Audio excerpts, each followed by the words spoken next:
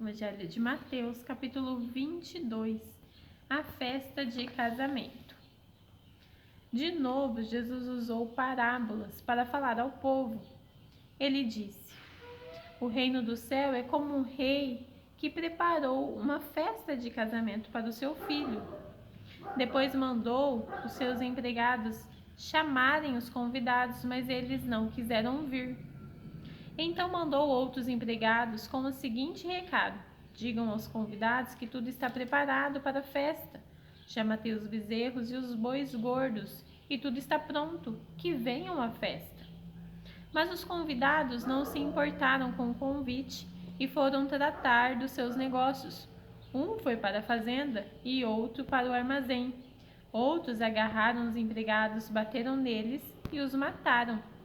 O rei ficou com tanta raiva que mandou matar aqueles assassinos e queimar a cidade deles. Depois chamou os seus empregados e disse: a minha festa de casamento está pronta, mas os convidados não a mereciam. Agora vão pelas ruas e convidem todas as pessoas que vocês encontrarem. Então os empregados saíram pelas ruas e reuniram todos os que puderam encontrar, tanto os bons como os maus. E o salão de festa ficou cheio de gente. Quando o rei entrou para ver os convidados, notou um homem que não estava usando roupas de festa e perguntou: amigo, como é que você entrou aqui sem roupas de festa? Mas o homem não respondeu nada. Então o rei disse aos empregados: amarrem os pés e as mãos deste homem e o jogue fora na escuridão. Ali ele vai chorar e ranger os dentes de desespero. E Jesus terminou dizendo: pois muitos são convidados, mas poucos são escolhidos. A pergunta sobre os impostos. Os fariseus saíram e fizeram um plano para conseguir alguma prova contra Jesus. Então mandaram que alguns dos seus seguidores e alguns membros do partido de Herodes fossem dizer a Jesus: mestre, sabemos que o Senhor é honesto, ensina a verdade sobre a maneira de viver que Deus exige e não se importa com a opinião dos outros, nem julga pela aparência. Então, o que o Senhor acha? É ou não é contra nossa lei pagar impostos ao imperador romano? Mas Jesus percebeu a malícia deles e respondeu: hipócritas, por que é que vocês estão procurando uma prova contra mim? Tragam a moeda com que se paga o imposto. Trouxeram uma moeda e ele perguntou: de quem são o nome e a cara que estão gravados nessa moeda? Eles responderam: são do imperador. Então Jesus disse: deem ao imperador o que é do imperador e deem a Deus o que é de Deus. Eles ficaram admirados quando ouviram isso, então deixaram Jesus e foram embora. A pergunta sobre a ressurreição. Naquele mesmo dia chegaram perto de Jesus alguns saduceus, afirmando que ninguém ressuscita. Eles disseram a Jesus: mestre, Moisés ensinou assim: se um homem morrer e deixar a sua esposa sem filhos, o irmão dele deve casar com uma viúva, para terem filhos, que serão considerados filhos do irmão que morreu. Acontece que havia entre nós 7 irmãos. O mais velho casou e morreu sem deixar filhos. Assim ele deixou a viúva para o segundo irmão. A mesma coisa aconteceu com este, e também com o terceiro, e finalmente com todos os 7. Depois de todos eles, a mulher também morreu. Portanto, no dia da ressurreição, de qual dos 7 a mulher vai ser esposa? Pois todos eles casaram com ela. Jesus respondeu: como vocês estão errados. Não conhecem nem as Escrituras Sagradas, nem o poder de Deus. Pois quando os mortos ressuscitarem, serão como os anjos do céu e ninguém casará. E quanto à ressurreição dos mortos, será que vocês nunca leram o que Deus disse? Ele afirmou: eu sou o Deus de Abraão, o Deus de Isaque e o Deus de Jacó. E Deus não é Deus dos mortos, e sim dos vivos. Quando a multidão ouviu isso, ficou admirada com o ensinamento dele. O mandamento mais importante. Os fariseus se reuniram quando souberam que Jesus tinha feito os saduceus calarem a boca, e um deles era o mestre da lei. Querendo conseguir alguma prova contra Jesus, perguntou: Mestre, qual é o mais importante de todos os mandamentos da lei? Jesus respondeu: Ame o Senhor seu Deus com todo o coração, com toda a alma e com toda a mente. Este é o maior mandamento e o mais importante. E o segundo mais importante é parecido com o primeiro: ame os outros como você ama você mesmo. Toda a lei de Moisés e os ensinamentos dos profetas se baseiam nestes dois mandamentos. A pergunta sobre o Messias. Quando os fariseus estavam reunidos, Jesus perguntou a eles: O que vocês pensam sobre o Messias? De quem ele é descendente? De Davi, responderam eles. Jesus tornou a perguntar: Então por que é que Davi, inspirado pelo Espírito Santo, chama o Messias de Senhor? Pois Davi disse: O Senhor Deus disse ao meu Senhor: Sente-se do meu lado direito, até que eu ponha os seus inimigos debaixo dos seus pés. Portanto, se Davi chama o Messias de Senhor, como é que o Messias pode ser descendente de Davi? Ninguém podia responder mais nada, e daquele dia em diante não tiveram coragem de fazer mais perguntas. Jesus, os mestres da lei e os fariseus. Capítulo 23. Então Jesus falou à multidão, aos seus discípulos. Ele disse: Os mestres da lei e os fariseus têm autoridade para explicar a lei de Moisés. Por isso, vocês devem obedecer e seguir tudo o que eles dizem. Porém, não imitem as suas ações, pois eles não fazem o que ensinam. Amarram fardos pesados e os põem nas costas dos outros, mas eles mesmos não os ajudam, nem ao menos com um dedo, a carregar esses fardos. Tudo o que eles fazem é para serem vistos pelos outros. Vejo como são grandes os trechos das Escrituras Sagradas que eles copiam e amarram na testa e nos braços. E olhem os pingentes grandes nas suas capas. Eles preferem os melhores lugares nos banquetes e os lugares de honra nas sinagogas. Gostam de ser cumprimentados com respeito nas praças e de ser chamados de mestre. Porém, vocês não devem ser chamados de mestre, pois todos vocês são membros de uma mesma família e têm somente um mestre. E aqui na terra não chamem ninguém de pai, porque vocês têm somente um pai, que está no céu. Vocês não devem também ser chamados de líderes, porque vocês têm um líder, um Messias. Entre vocês, o mais importante é aquele que serve os outros. Quem se engrandece será humilhado, mas quem se humilha será engrandecido. Jesus condena o fingimento. Ai de vocês, mestres da lei, fariseus hipócritas, pois vocês fecham a porta do reino do céu para os outros, mas vocês mesmos não entram, nem deixam que entrem os que estão querendo entrar. Ai de vocês, mestres da lei, fariseus hipócritas, pois vocês exploram as viúvas e roubam os seus bens, e para disfarçarem fazem longas orações. Por isso o castigo de vocês será pior.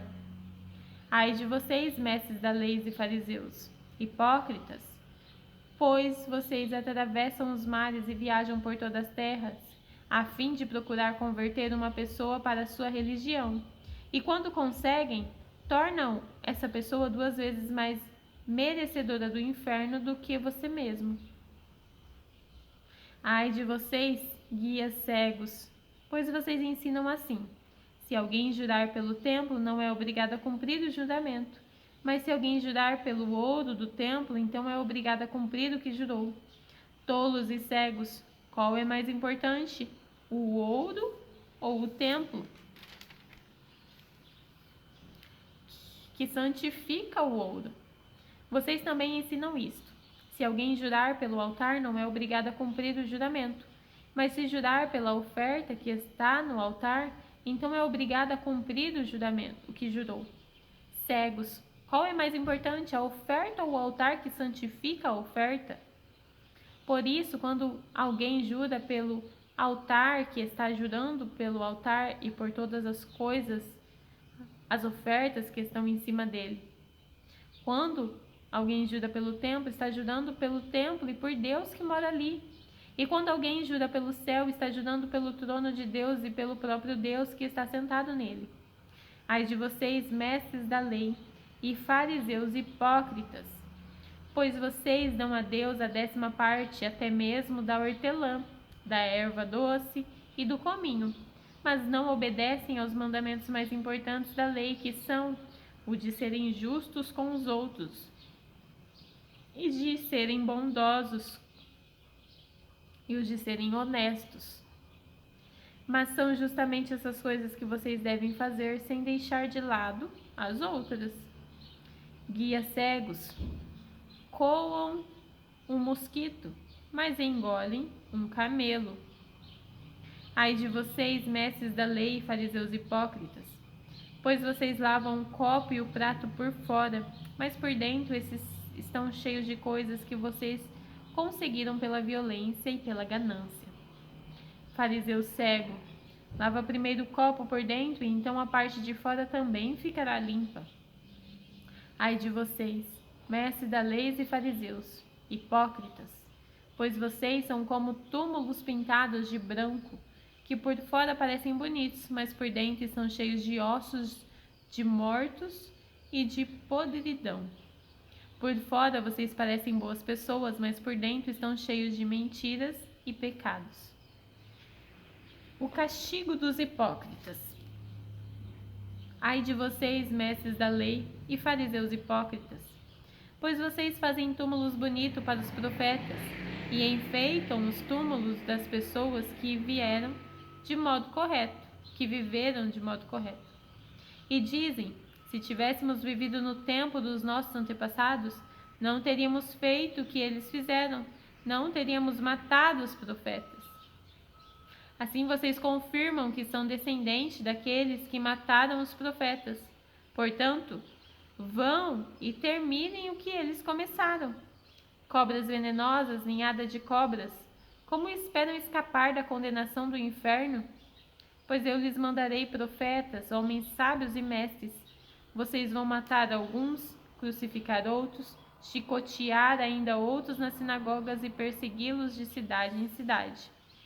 Por isso Deus castigará vocês pela morte de todas as pessoas inocentes que os antepassados de vocês mataram, desde a morte do inocente Abel até a de Zacarias, filho de Baraquias, que vocês mataram entre o templo e o altar. Eu afirmo a vocês que isso é verdade. O castigo por tudo isso cairá sobre o povo de hoje. O amor de Jesus por Jerusalém. Jesus terminou dizendo: Jerusalém, Jerusalém, que mata os profetas e apedreja os mensageiros de Deus, que Deus lhe manda. Quantas vezes eu quis abraçar todo o seu povo, assim como a galinha junta os seus pintinhos debaixo das suas asas, mas vocês não quiseram. Agora a casa de vocês ficará completamente abandonada. Eu afirmo que vocês não me verão mais, até chegar o tempo em que dirão: Deus abençoe aquele que vem em nome do Senhor. Jesus fala da destruição do templo, capítulo 24. Jesus saiu do pátio do templo e quando estava ainda indo embora, os seus discípulos chegaram perto dele e chamaram a sua atenção para os edifícios do templo. Então ele disse: Vocês estão vendo tudo isso? Pois eu afirmo a vocês que isso é verdade. Aqui não ficará uma pedra em cima da outra, tudo será destruído. Sofrimento e perseguições. Jesus estava sentando no Monte das Oliveiras. Então os discípulos chegaram perto dele e lhe perguntaram em particular: Conte para nós quando é que isto vai acontecer? Que sinal haverá para mostrar que chegou o tempo de o Senhor voltar e tudo acabar? Jesus respondeu: Tomem cuidado para que ninguém engane vocês. Porque muitos vão aparecer fingindo ser eu e dizendo: Eu sou o Messias, e enganarão muitas pessoas. Não tenham medo quando ouvirem o barulho de batalhas ou notícias de guerra. Tudo isso vai acontecer, mas ainda não será o fim. Uma nação vai guerrear contra a outra, um país atacará o outro. Em vários lugares haverá falta de alimentos e tremores de terra. Essas coisas serão como as primeiras dores de parto. Depois vocês serão presos e entregues para serem maltratados, e vocês serão mortos. Todos os odiarão por serem meus seguidores.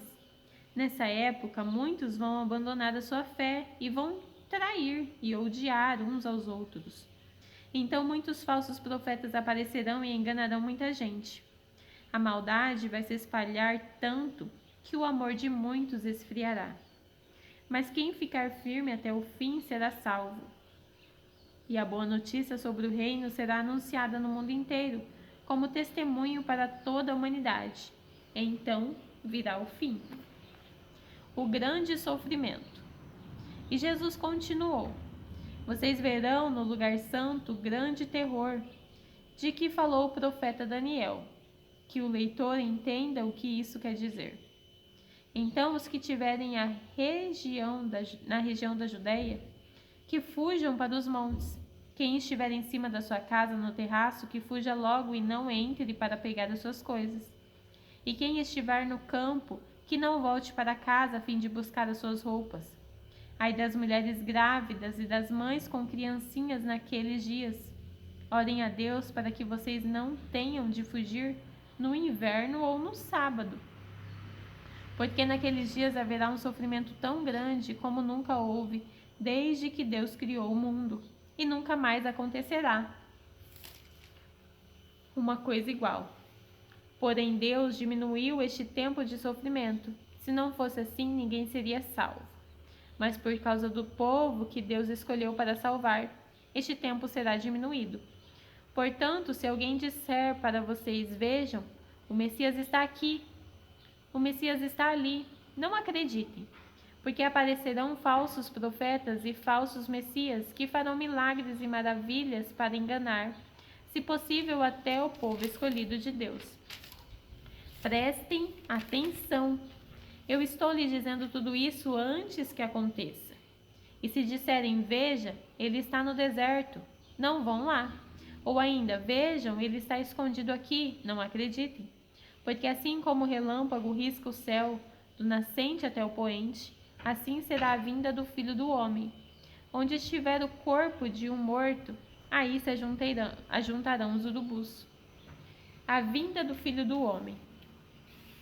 Jesus disse: depois daqueles dias de sofrimento, o sol ficará escuro e a lua não brilhará mais. As estrelas cairão do céu e os poderes do espaço serão abalados. Então o sinal do Filho do Homem aparecerá no céu. Todos os povos da terra chorarão e verão o Filho do Homem descendo nas nuvens, com poder e grande glória.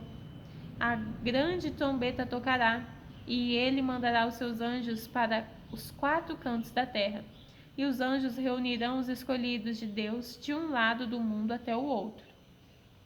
A lição da figueira. Jesus disse ainda: aprendam a lição que a figueira ensina. Quando seus ramos ficam verdes e as suas folhas começam a brotar, vocês sabem que está chegando o verão. Assim também, quando virem acontecer essas coisas, fiquem sabendo que o tempo está perto, pronto para começar. Eu afirmo a vocês que isto é verdade. Essas coisas vão acontecer antes de morrerem todos os que agora estão vivos. O céu e a terra desaparecerão, mas as minhas palavras ficarão para sempre. O dia e a hora. Jesus continuou: mas ninguém sabe nem o dia nem a hora em que tudo isso vai acontecer. Nem os anjos do céu, nem o Filho, mas somente o Pai. A vinda do Filho do Homem será como aquilo que aconteceu no tempo de Noé. Pois antes do dilúvio, o povo comia e bebia, e os homens e as mulheres casavam, até o dia em que Noé entrou na barca. Porém não sabiam o que estava acontecendo, até que veio o dilúvio e levou todos. Assim também será a vinda do Filho do Homem. Naquele dia, 2 homens estarão trabalhando na fazenda. Um será levado e o outro deixado. 2 mulheres estarão no moinho, moendo trigo. Uma será levada e a outra deixada. Fiquem vigiando, pois vocês não sabem em que dia vai chegar o Senhor. Lembrem-se disto. Se o dono da casa soubesse quando ia chegar o ladrão, Ficaria vigiando e não deixaria que a sua casa fosse arrombada. Por isso vocês também fiquem vigiando, pois o Filho do Homem chegará na hora em que vocês não estiverem esperando. O empregado fiel e o empregado infiel. Jesus disse: Sabemos que o empregado fiel e inteligente que o patrão encarrega de tomar conta dos outros empregados para dar a eles o mantimento no tempo certo. Feliz aquele empregado que estiver fazendo isso quando o patrão chegar. Eu afirmo a vocês que isto é verdade. O patrão vai colocá-lo como encarregado de toda a sua propriedade. Mas se o empregado for mau, pensará assim: meu patrão está demorando muito para voltar. Então começará a bater nos seus companheiros e a comer e a beber com os bêbados.